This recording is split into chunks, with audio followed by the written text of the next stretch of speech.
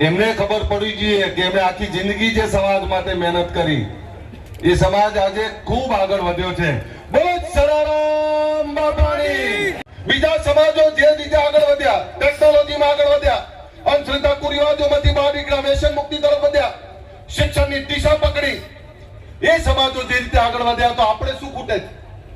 એક એવો સમાજ આપણે જેની જોડે જમીન જાગીરી, એક એવો સમાજ જેના માથા બહુ પણ તકલીફો પણ એટલી જ છે.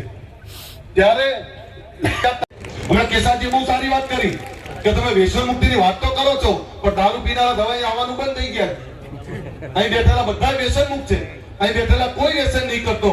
પણ મેં કીધું એક બીજી વાત કરવી છે. બેનો પડી કયો ના ખાય એમને માફ કરો, તમે અમારી આબરૂ છો.